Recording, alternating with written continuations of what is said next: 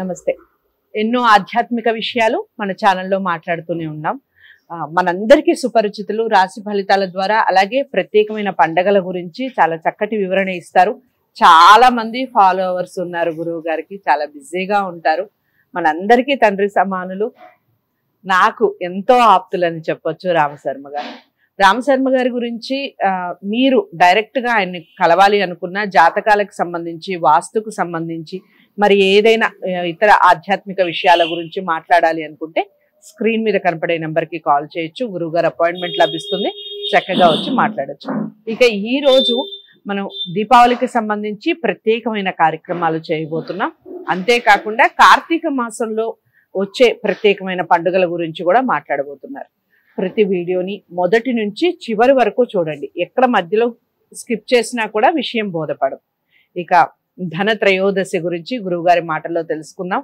ఎందుకు ఆ రోజున ఎక్కువగా ప్రాధాన్యత ఉంటుంది, కారణం ఏమిటి, దేన్ని పూజించటం వల్ల అసలు ధనం మనకి లభిస్తుంది, ఆ రోజుకు ఉన్నటువంటి ప్రాముఖ్యత ఏమిటి, ఈ విషయాలన్నీ గురువుగారి మాటల్లో తెలుసుకుందాం. మళ్ళీ చెప్తున్నాను, వీడియో ఎక్కడా స్కిప్ చేయకండి. నమస్కారం గురువు. శుభమస్తు. గురుగారు, కార్తీక మాసం కూడా అందరికి చాలా ఇష్టమైంది. ఎందుకంటే చాలా మంది కోటి దీపోత్సవం చేస్తూ ఉంటారు, చాలా మటుకు చేసుకుంటూ ఉంటారు. అయితే మనకి నాగుల పంచమి వేరు. నాగుల పంచమి మనకు శ్రావణ మాసంలో వస్తుంది. ఇది నాగుల చవితి. చవితికి ఉన్నటువంటి విశిష్టత ఏమిటి, అందులోనూ చవితి ప్రతి నెల వస్తుంది కదా, మరి ఎందుకు ఈ కార్తీక మాసంలో వచ్చే ఈ నాగుల చవితికి ఎందుకు అంతటి విశిష్టత? కార్తీక మాసము కృత్తికా నక్షత్రంతో కూడుకున్నటువంటిది. ఈ కార్తీక మాసంలో శుద్ధ చవితికి కార్తీక శుద్ధ చవితికి నాగ చవితి అనేటువంటిది ఉంది. అయితే ఇది కొన్ని ప్రాంతాలలో ఉంది, కొన్ని ప్రాంతాలలో లేదు. ఎక్కువగా శ్రావణ మాసంలో నాగుల పంచమి చేసుకోవడమే. ఇప్పుడు నాగుల పంచమి నాడు చేసుకునే యొక్క పూజనే ఈ కార్తీక శుద్ధ చవితి నాడు, ఈ నాగ చవితి నాడు చేసుకుంటాము. ఈనాడు ఆడవాళ్ళంతా కూడా ఆ మన పుట్ట దగ్గరికి వెళ్ళి పుట్టకు పూజ చేసుకొని, వల్మీక పూజ చేసుకొని, పుట్టలో పాలు పోసి చిలిమిడి చలిమిడి అనేటువంటివి చేస్తారు. నువ్వులతో, బియ్యపుండలతో, బెల్లంతో కలిపి చిలిమిడి చలిమిడి అనేటువంటివి చేసి వాటికి నైవేద్యం పెట్టడము. నైవేద్యం పెట్టి మన ఇంటికి సింహద్వారానికి ఇరువైపులా నాగపడగల యొక్క బొమ్మలు దించుకొని మనము చేయడం. ఎందుకంటే ఇది చేయడం వల్ల నాగదోషాలు అనేటువంటివి వెళ్ళిపోతాయి, శుభంగా ఉంటారు. ఇది కార్తీక మాసంలోనే నాగ చవితి చేయాలి. కృత్తికా నక్షత్రంతో కూడినటువంటి ఒక నాగ చవితి. ఇంతకుముందు దీపావళి యమద్వితీయ అయిపోయింది. యమద్వితీయ అయిన తర్వాత మనకు నాగ చవితి. మరి దానికి దీపావళికి సంబంధం ఏంటంటే, యమధర్మరాజు దగ్గర నాగపాశాలు ఉంటాయి. ఆ నాగపాశాల యొక్క బంధము నుంచి తొలగించుకోవడానికి ఈ కార్తీక శుద్ధ చవితి నాడు నాగ చవితి చేయాలి.